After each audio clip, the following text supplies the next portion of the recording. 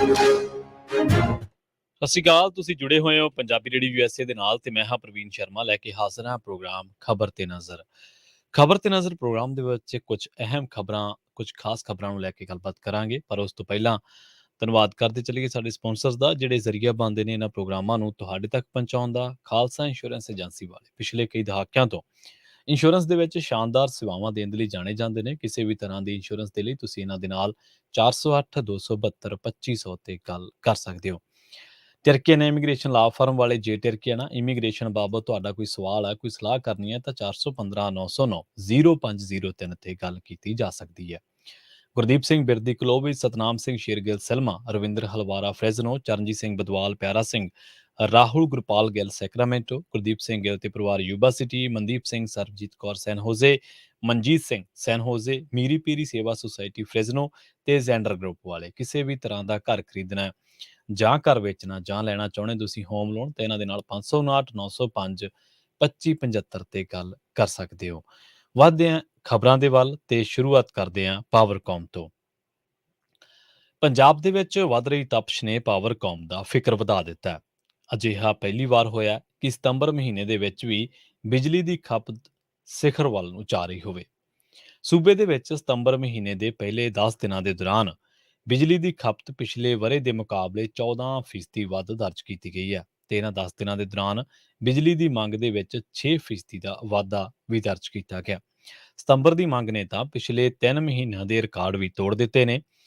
ਪਤਾ ਲੱਗਿਆ ਕਿ 10 ਸਤੰਬਰ ਨੂੰ ਬਿਜਲੀ ਦੀ ਖਪਤ ਦੇ ਵਿੱਚ 39% ਦਾ ਵਾਧਾ ਦਰਜ ਕੀਤਾ ਗਿਆ, ਜਦਕਿ 4 ਸਤੰਬਰ ਨੂੰ ਇਹ ਵਾਧਾ 36% ਸੀ। ਇਸੇ ਤਰ੍ਹਾਂ ਜੇਕਰ ਹੋਰ ਅੰਕੜਿਆਂ ਤੇ ਗੌਰ ਕਰੀਏ ਤਾਂ ਬਿਜਲੀ ਦੀ ਵੱਧ ਤੋਂ ਵੱਧ ਮੰਗ 13,844 ਮੈਗਾਵਾਟ ਸੀ, ਜਦਕਿ ਪਿਛਲੇ ਵਰੇ 10 ਸਤੰਬਰ ਨੂੰ ਇਹ ਮੰਗ 10,398 ਮੈਗਾਵਾਟ ਸੀ। ਪਾਵਰਕੌਮ ਦੇ ਸਾਬਕਾ ਮੁਲਾਜ਼ਮ ਗੁਰਸੇਵਕ ਸਿੰਘ ਸੰਧੂ ਦਾ ਕਹਿਣਾ ਹੈ ਕਿ ਪੰਜਾਬ ਦੀ ਜੀਵਨ ਸ਼ੈਲੀ ਬਦਲ ਗਈ ਹੈ ਅਤੇ ਮੌਸਮੀ ਤਬਦੀਲੀ ਪੰਜਾਬ ਨੂੰ ਸੰਭਲਣ ਦੇ ਸੰਕੇਤ ਦੇ ਰਹੀ ਹੈ। ਉਹਨਾਂ ਨੇ ਕਿਹਾ ਕਿ ਐਤਕੀ ਸਤੰਬਰ ਮਹੀਨੇ ਦੇ ਵਿੱਚ ਵੀ ਏਸੀ ਚੱਲ ਰਹੇ ਨੇ, ਜਿਸ ਕਰਕੇ ਬਿਜਲੀ ਦੀ ਖਪਤ ਬਣੀ ਹੋਈ ਹੈ। ਇੱਥੇ ਇਸ ਗੱਲ ਦਾ ਜ਼ਿਕਰ ਕਰਦੇ ਚੱਲੀਏ ਕਿ ਇਸ ਵਾਰ ਝੋਨੇ ਦੀ ਲਵਾਈ ਸਮੇਂ ਪੰਜਾਬ ਨੂੰ ਬਿਜਲੀ ਦੇ ਕੱਟ ਨਹੀਂ ਝੱਲਣੇ ਪਏ। ਪਾਵਰਕੌਮ ਦੀ ਮੈਨੇਜਮੈਂਟ ਨੇ ਸਮਾਰਟ ਨੀਤੀ ਖੇਡੀ, ਜਿਸ ਤਹਿਤ ਬੈਂਕਿੰਗ ਦੇ ਰਾਹੀਂ ਬਿਜਲੀ ਵੇਚੀ ਵੀ ਗਈ ਅਤੇ ਖਰੀਦ ਵੀ ਕੀਤੀ ਗਈ। ਭਾਵੇਂ ਕਿ ਪਾਵਰਕੌਮ ਬਿਜਲੀ ਦੀ ਮੰਗ ਦੇ ਵਾਧੇ ਦੇ ਮੱਦੇਨਜ਼ਰ ਬਿਜਲੀ ਸਪਲਾਈ ਦੇਣ ਦੇ ਲਈ ਜਦੋਜਹਿਦ ਕਰ ਰਿਹਾ ਹੈ, ਪਰ ਲੰਮਾ ਸਮਾਂ ਇਸੇ ਰਫ਼ਤਾਰ ਤੇ ਬਿਜਲੀ ਦੀ ਮੰਗ ਬਣੀ ਰਹੀ ਤਾਂ ਹਾਲਾਤ ਵਿਗੜ ਸਕਦੇ ਨੇ। ਪੰਜਾਬ ਸਰਕਾਰ ਵੱਲੋਂ 300 ਯੂਨਿਟ ਬਿਜਲੀ ਮੁਫਤ ਦਿੱਤੇ ਜਾਣ ਮਗਰੋਂ ਪਾਵਰਕੌਮ ਹੁਣ ਵਿੱਤੀ ਸੰਕਟ ਵੱਲ ਵੀ ਵਧਣ ਲੱਗਿਆ ਹੈ ਅਤੇ ਪਾਵਰਕੌਮ ਦੇ ਵਿੱਤੀ ਵਸੀਲੇ ਸੁੰਗੜਨ ਲੱਗੇ ਨੇ। ਹੈਰਾਨ ਕਰ ਦੇਣ ਵਾਲੇ ਤੱਥ ਇਹ ਨੇ ਕਿ ਪੰਜਾਬ ਦੇ 96% ਖਪਤਕਾਰਾਂ ਨੂੰ ਹੁਣ ਬਿਜਲੀ ਸਬਸਿਡੀ ਮਿਲ ਰਹੀ ਹੈ।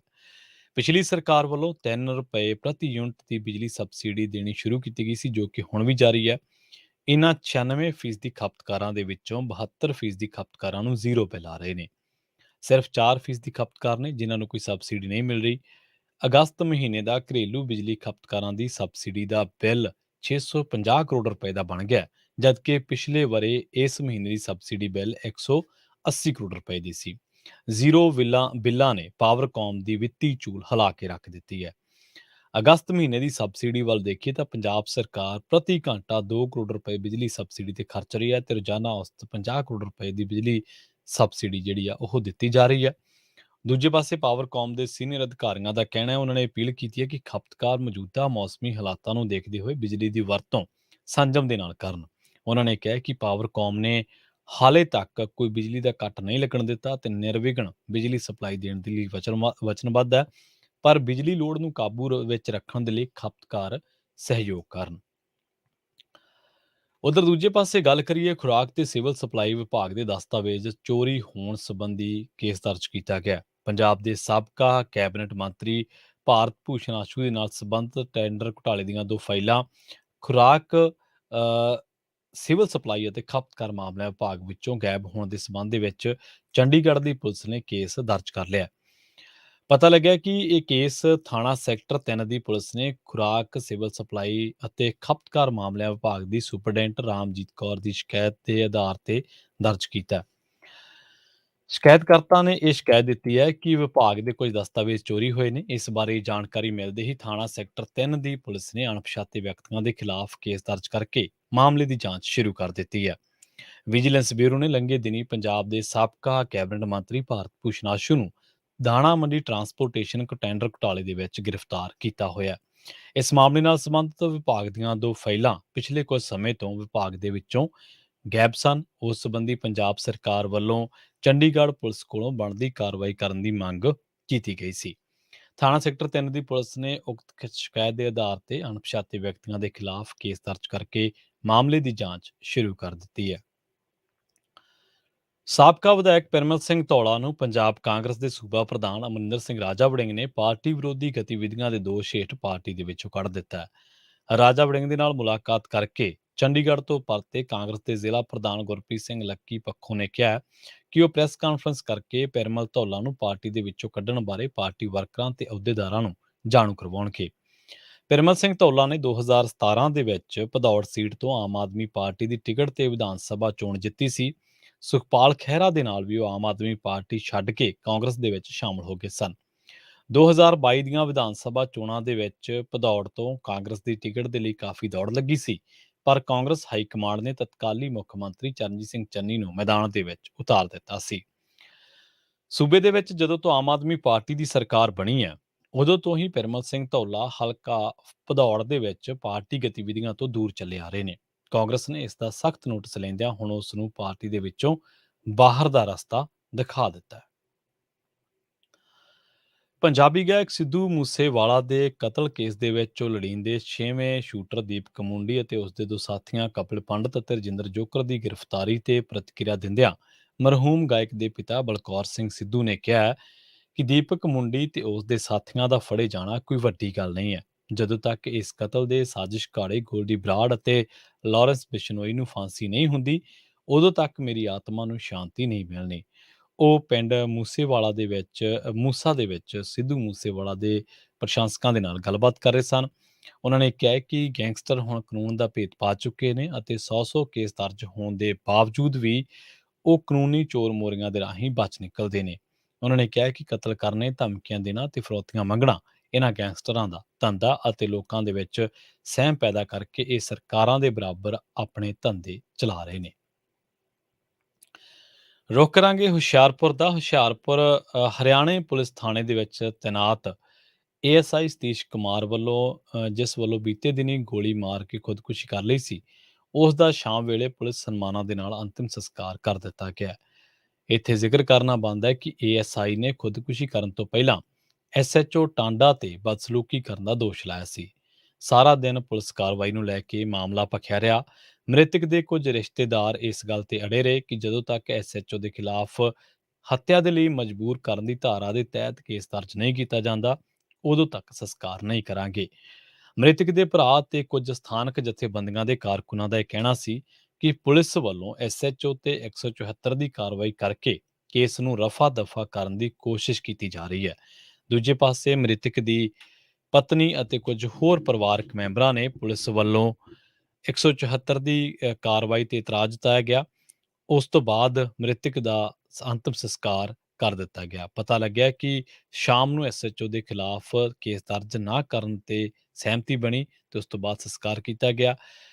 ਇਹ ਹਰਿਆਣਾ ਦੇ ਵਿੱਚ ਤੈਨਾਤ ਸੀ ਐਸਆਈ ਸਤੀਸ਼ ਕੁਮਾਰ ਜੀ ਨੇ ਡਿਊਟੀ ਦੇ ਦੌਰਾਨ ਸ਼ਨੀਵਾਰ ਨੂੰ ਆਪਣੀ ਸਰਵਿਸ ਰਿਵਾਲਵਰ ਦੇ ਨਾਲ ਸਿਰ ਦੇ ਵਿੱਚ ਗੋਲੀ ਮਾਰ ਕੇ ਖੁਦਕੁਸ਼ੀ ਕਰ ਲਈ ਸੀ।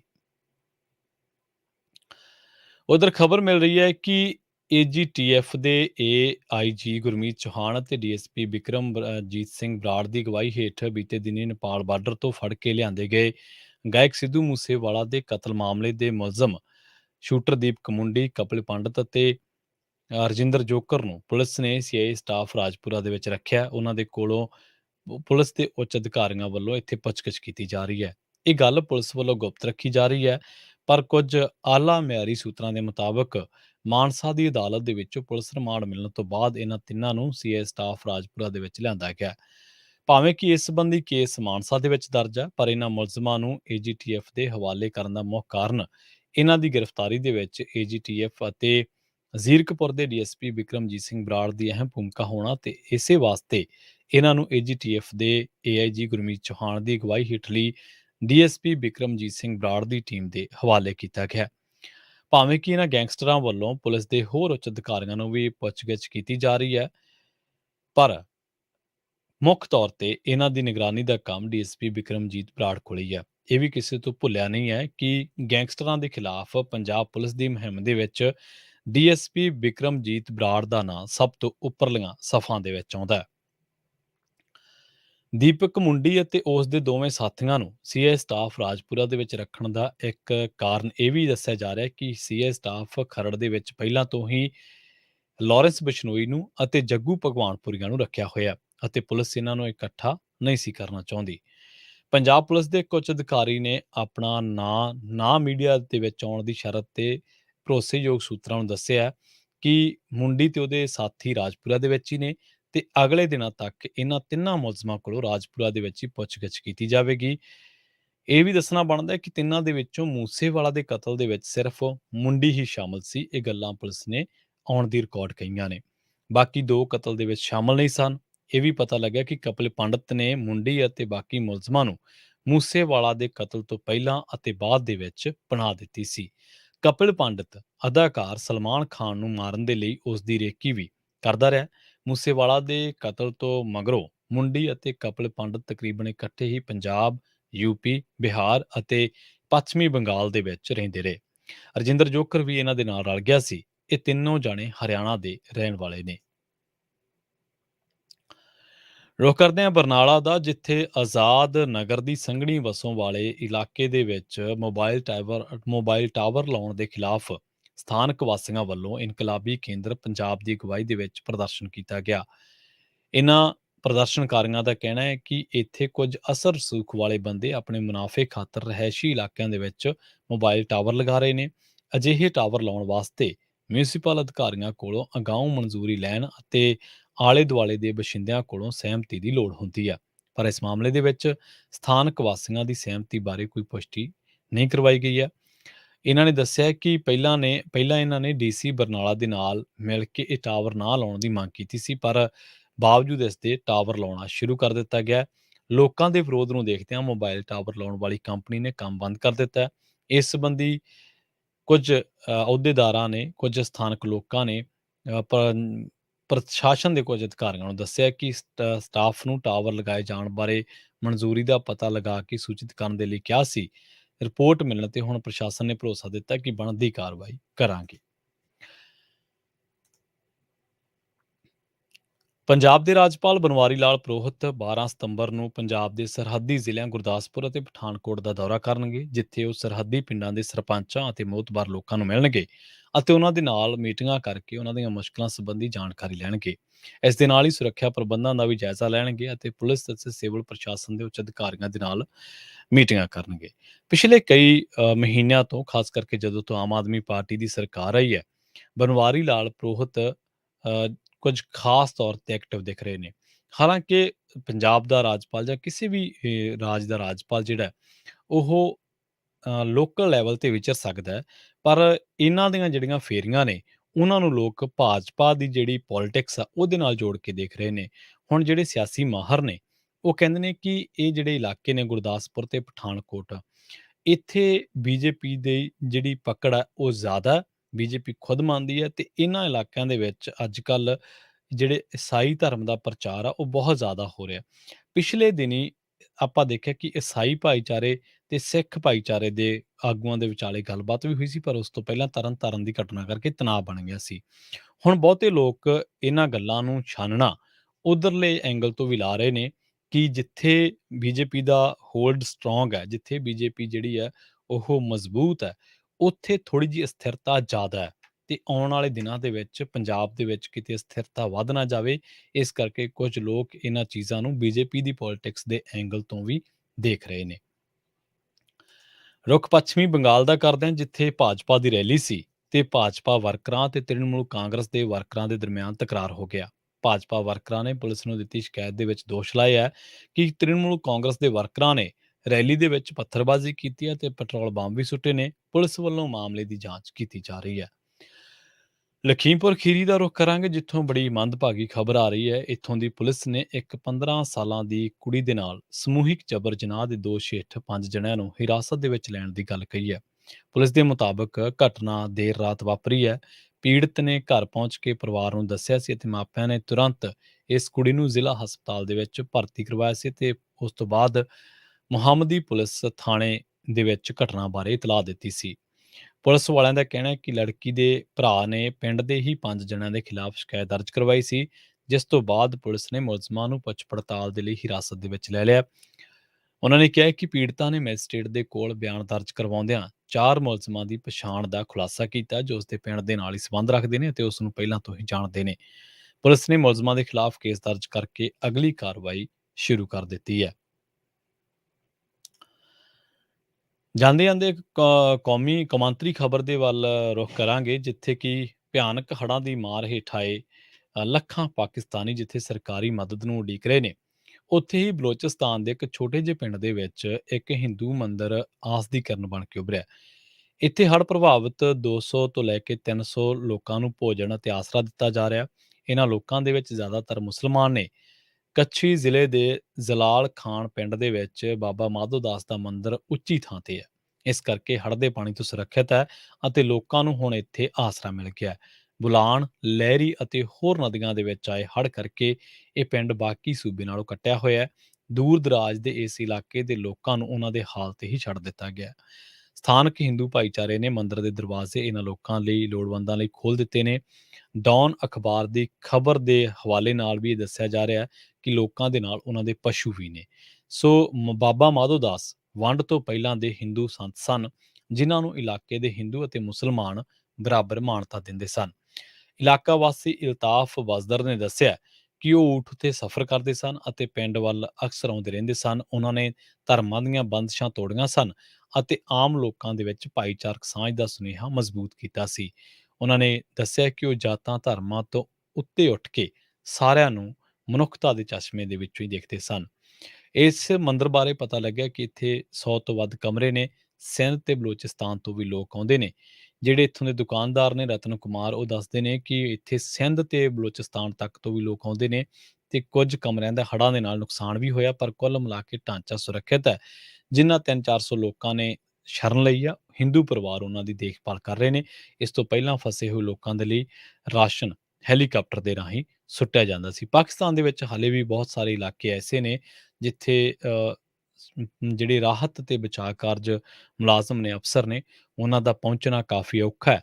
ਇਸ ਕਰਕੇ ਜਿਹੜਾ ਉਹਨਾਂ ਨੂੰ ਰਾਸ਼ਨ ਸਿੱਟਿਆ ਜਾਂਦਾ ਉਹ ਹੈਲੀਕਾਪਟਰ ਦੇ ਰਾਹੀਂ ਸੁੱਟਿਆ ਜਾਂਦਾ, ਪਰ ਕਿਉਂਕਿ ਪਾਣੀ ਬਹੁਤ ਜ਼ਿਆਦਾ ਹੈ, ਇਸ ਕਰਕੇ ਰਾਸ਼ਨ ਜਿੱਥੇ ਸਿੱਟਿਆ ਜਾਂਦਾ ਕਈ ਵਾਰੀ ਉੱਥੋਂ ਆਸੇ-ਪਾਸੇ ਡਿੱਗਣ ਕਰਕੇ ਉਹ ਜਦੋਂ ਪਾਣੀ ਦੇ ਵਿੱਚ ਡਿੱਗ ਪਿਆ ਤਾਂ ਉਹ ਤੁਹਾਨੂੰ ਪਤਾ ਹੀ ਹੈ ਕਿ ਉਹ ਕਿਸੇ ਵੀ ਕੰਮ ਦਾ ਮੁੜ ਕੇ ਨਹੀਂ ਰਹਿੰਦਾ।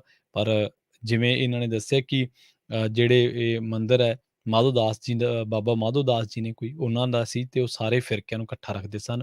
ਤਾਂ ਇਨਸਾਨੀਅਤ ਦਾ ਧਰਮ ਜਿਹੜਾ ਉਹਨੂੰ ਸਭ ਤੋਂ ਜ਼ਿਆਦਾ ਅਹਿਮੀਅਤ ਦਿੱਤੀ ਜਾਂਦੀ ਹੈ ਤੇ ਦਿੱਤੀ ਜਾਣੀ ਚਾਹੀਦੀ ਹੈ। ਇਨਸਾਨੀਅਤ ਆਪਣੇ ਆਪ ਦੇ ਵਿੱਚ ਇੱਕ ਬਹੁਤ ਵੱਡਾ ਧਰਮ ਹੈ।